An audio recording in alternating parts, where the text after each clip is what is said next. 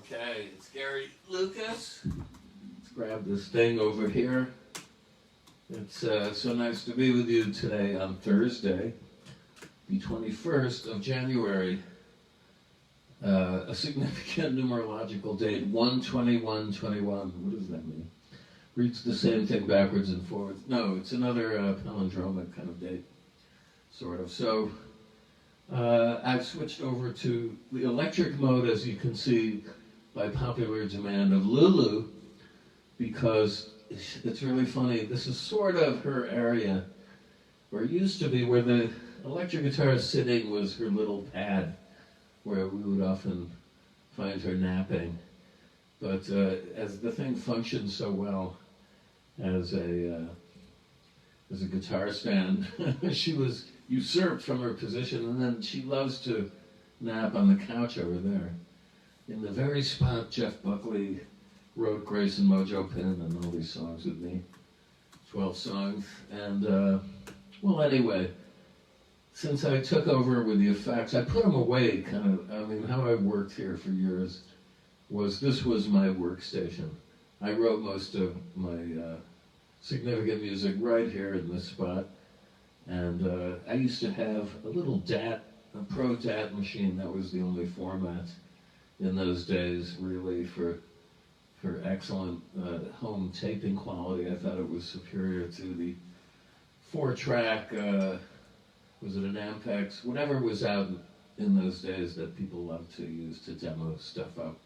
I preferred the DAT, although it was only 2 tracks, but the quality was great. The only problem was the DAT cartridge itself had all sorts of mechanical malfunctions, and the digitization was often accompanied by random clicks and pops, and it was a problem. So anyway, I chunked it after some years, although on my early albums, there's usually 1 or 2 pieces that were done right here with my effects, straight to DAT. All the demos I did with Jeff Buckley that are on Songs to No One, they were done here through pretty much the same gear. And well, anyway, when we got Lulu, which was in 2009, and that's a good story in itself. I was walking on Christopher Street. I live in the West Village and pretty close to Christopher Street. There is a shop called Parrots and Pups, a pet store. And in the window, in the glass window in Excelsior newspaper scraps, 2 little schnauzer, mini schnauzer puppies were cavorting. And I was just drawn to gawk at them, basically, because they were so cute. And Carolyn had been after me for years to get a dog, and I always resisted, saying, oh no, you know, the dog would chew up my guitar cables and effects, and you know, it's not safe. I was a mean old, you know, man at an early age. So at this point, though, I was just so attracted to this dog. One of them, Lulu, just vibed me through the glass with the most soulful look in her eyes, kind of like, take me home, please, look. And I determined right there, I'm going to get one of these dogs. So I went home and told Caroline, and she was really surprised because it was not with the program I had more or less tried to institute for many years, let's say, or I resisted.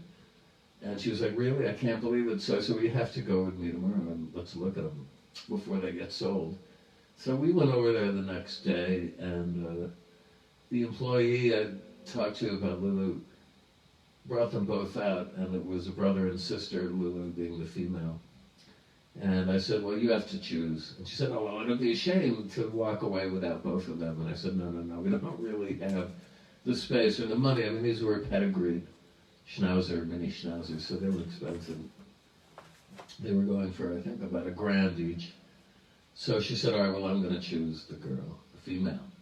And that's what we did. And so anyway, at that point, I mean, in preparation for Lulu, I just put everything away and said, I'm going to write acoustically or without amplification and effects for a while. And that grew to be years. I just put them away and, you know, used them live, in the live situation, but there were safely packed away in a suitcase in the closet. Anyway, Lulu, we set up a little kind of, they gave us fencing that made a little cage, they call them cages. And we put her in there and they were saying, oh, well, you know, these schnauzers take care of themselves. They're incredibly easy and not high maintenance at all. Wrong. Anyway, the very first night, we said, goodbye, Lulu, we're going to bed now.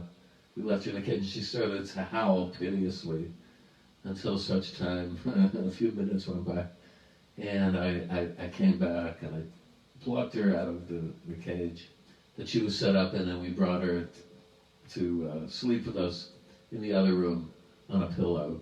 And that's where it all began. So she basically took over the apartment. Now when I started doing these live stream broadcasts in March, I did the first batch mainly acoustically, and then I thought, damn, I'm going to put the effects back together, such as they are.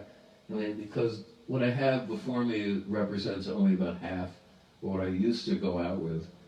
And I just reduced them for practical reasons, basically. Certainly, to fly with a lot of pedals, you know, kids invest lots of money to build pedal boards and have cases made for them. Just try flying in the interior of Europe from country to country, not very long distances, and see what they will gouge you with vis-a-vis overweight charges. It's prohibitively expensive unless you're in a major military campaign type group, and this can all be amortized in the budget. But anyway, when I went to Holland, I have to say, in late October, to play at the So What's Next festival in Eindhoven and then work in Maastricht with Peter Willems, a project I'm very excited about. Peter, if you're listening, I hope the vocals are going well. I basically brought him some of these effects, but again, it was stripped down. I don't really need them to make noise with, but all right. So as advertised, because Lulu is, I mean, this is a roundabout way of saying, she's made her peace with these bits of metal out here, and so I caught her napping on a couple of tables. She likes nothing better to do, I'm sorry, a couple of cables. Lulu likes nothing better to do than to pounce with her paws these days and kind of nap on things like electrical, what do we call them, you know, power strip outlets. Not really very safe, you know. She'll nap with her head on the power strip, and it's like, oh, nice. What she's gonna do next. She loves the clicker, you know, that you can channel surf your flat screen with the device that you click on to get from channel to channel.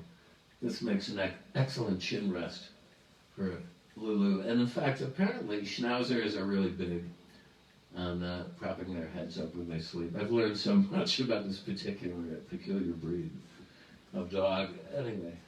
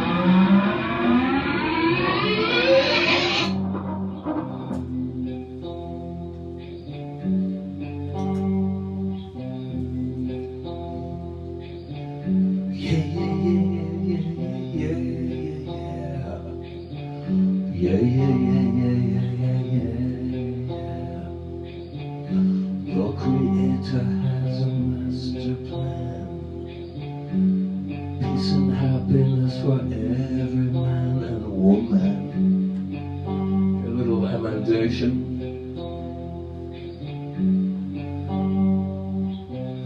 Well, I could go on. Maybe I'll go on again. I love that groove.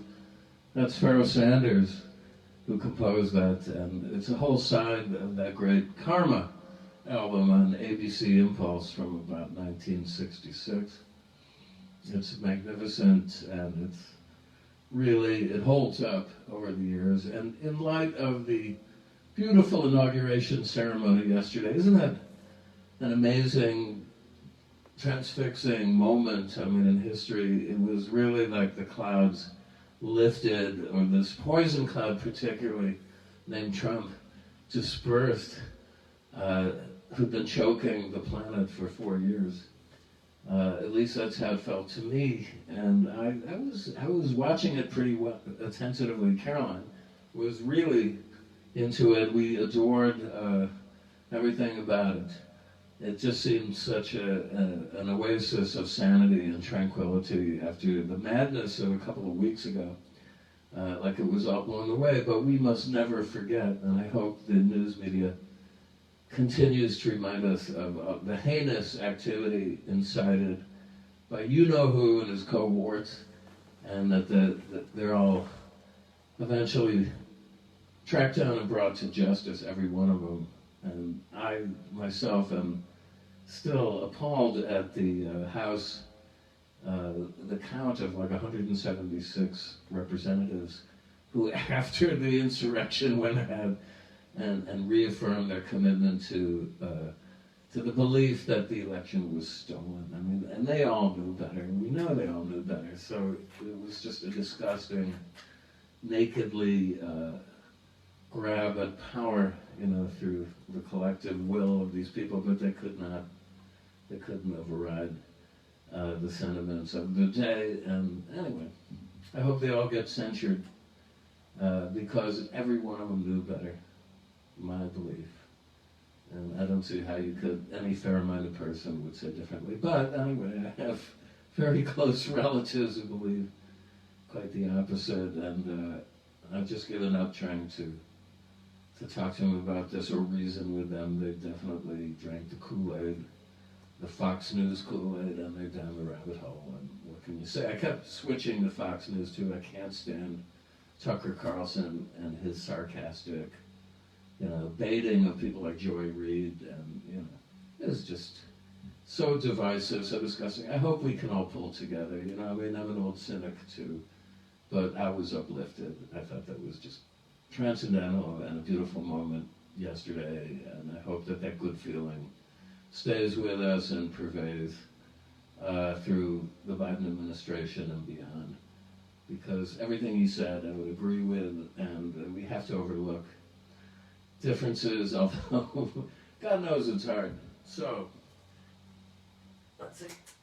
These loops have a tendency to have a life of their own. They leak through the device. So if you're listening on phones, you may hear a very faint, ghostly loop. It doesn't go away until you switch off the Soul Machine. But I do want to say thank you to a couple of people who were so generous. Zach Silver. Love you, Gary, he wrote. Thank you. I love you guys too, all of you. Kenneth Spreeman, thank you. Mark Green, I didn't see your usual generous contribution there. Where are you holding? No, just kidding. But I'm sure you had other stuff going on, as we all do. But thanks everybody who continues to watch or tune in. And there's new ones all the time. There was a guy from Hamburg the other day. I welcome it. Tell your friends, spread the word, because the way things are, you really have to make fans, one fan at a time these days, although there's been some amazing press, particularly in the UK. I hit the trifecta. I want to say thank you to Ruben Tai for all your efforts. He also books me over there. He's a great guy. Great job, Ruben. And Jim Merlis, it goes without saying, he's my main guy in the U.S. I've known him since he was a little shaver working for Upside Records, which was kind of an indie label I A&R'd for out the back door of CBS Records. And Jimmy was always a great guy, and he has a PR firm that I've worked with from time to time, and he's also done a good job spreading the word, and I hope it continues. And that's The Essential Gary Lucas. Essentially is coming out January 29th in a mere 8 days. It will be available for you, and you know, it's a thing of beauty as a physical object, I think.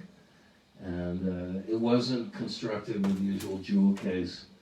I mean, it's a double CD, and digitally it's available on all the usual platforms. And maybe there will be a vinyl version of it. I hope so. I know I have a friend, Verdiana Garau, in Italy, who's working hard on trying to see a single album come out in Italy. She's talking to the Knitting Factory label. I hope this goes through.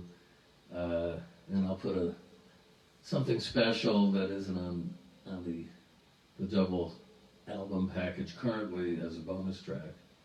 And that would be for all my Italian fans. I mean, there's a lot of activity going on. I don't want to jinx it by talking about it too much, but I'm thrilled that it's finally coming out for your delectation. And I'll put an order link again, because you can pre-order the double CD from, I think it's Amazon. They'll give you some options on the link. But, okay, and so what else can I talk to you about? I'm really loving this book, Wild Minds, by Rita Mueller. He's a fantastic writer. It's a history of early days of the animation industry in the U.S., which really coalesced around New York until Walt Disney got going on the West Coast, and Disney kind of rolled up most of Fleischer's animators. I mean, I'm a partisan Max Fleischer, Dave Fleischer fan, and if you know my work, I did a whole album called Fleischerei, which is German for butcher shop. My little joke there. Gary Lucas's Fleischerei, where I covered with a crack ensemble a lot of music from the Fleischer cartoons, particularly Betty Boop and Popeye. But there's so much of it. These guys were hooked up with Paramount, who also had a record label at that time, so they had access to some great Paramount recording artists, such as Louis Armstrong, who's so great in a cartoon called I'll Be Glad When You're Dead, You Rascal You.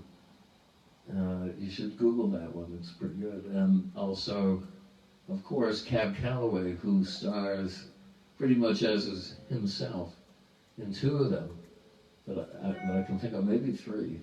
And they appear in little vignettes filmed at Fleischer Studios at the top of the cartoons. Anyway, check out that book, Wild Minds, if you're interested at all in Fleischer, Disney, and beyond, because there's a whole bit about Warner Brothers animation studios with people like Chuck Jones, and they were doing amazing work there that kind of flew in the face of Disney, who they mercilessly satirized in many of their cartoons. But I just got in a new book that I can't wait to read, and I'll hold it up, and as we're not in a mirror image world, maybe you can see it. It's called 4 of the 3 Marx Brothers, okay? And it's by Robert S. Bader. And the subtitle is The Marx Brothers on Stage. Now, I am a stone Marx Brothers fan, and I can tell you, my old friend Robert Melvin Rubin and Steve Hendel and I, and we gathered to have private showings of all of their classic films, and we were freshmen in university. We got hold of a projector and prints that were going to be shown at the Yale Film Society, and we had these private screenings, and we adored them. I always have. They never fail to cheer me up. You've probably seen their classics, such as A Day at the Races, or Night at the Opera, Horse Feathers and Duck Soup. I'm a particular fan of The Coconuts, which was filmed at Astoria Studios in Queens, not far from the Museum of the Moving Image, where I premiered the Golem score that I co-wrote with Walter Horn, an excerpt of which is on this new album coming out. Anyway, this book goes into their early stage history, which is not well covered, but they were stars in vaudeville and they appeared on Broadway in several comedies, the most well-known of which is The Coconuts, but they did others, and this book goes into lavish detail, I'm told, about that, and it comes with a recommendation from Jerry Seinfeld, who I adore, along with Larry David. Every night, pretty much, Carolyn and I are occupied from 11 p.m. to midnight watching Channel 11 here, because they show all the Seinfelds, two back-to-back every night, sometimes out of sequence. I have to say, somebody up there at Channel 11 should pay more attention, because they do a mirror image thing where they're out of sequence, and anyway, if you know their work, I mean, I was a latecomer to Seinfeld. Honestly, I didn't really get into it until the very last year, when it was like so undeniable, and the fact that they were going off the air at the end of the year, and Seinfeld would call it quits. But I've seen them all numerous times, and they never fail to crack me up.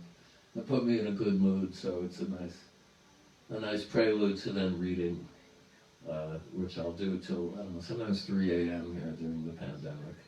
I am a voracious reader, but this book was plugged by Seinfeld in a recent interview.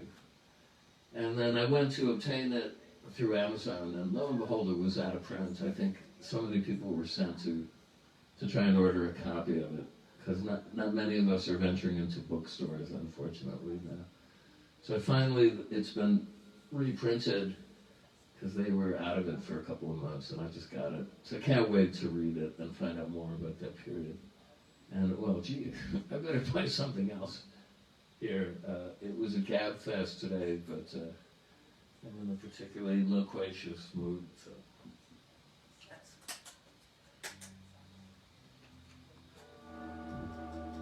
So we'll just do a little pure improv to wrap it up for today.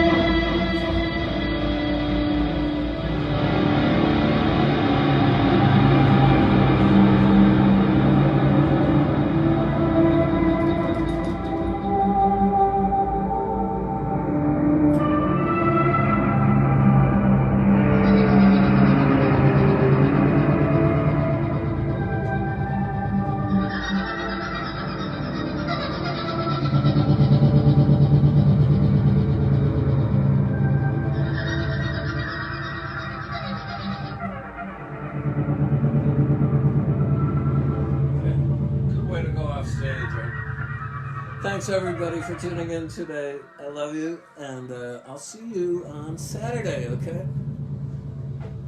That was even too much for Lulu. She got up and walked out. Okay, bye now.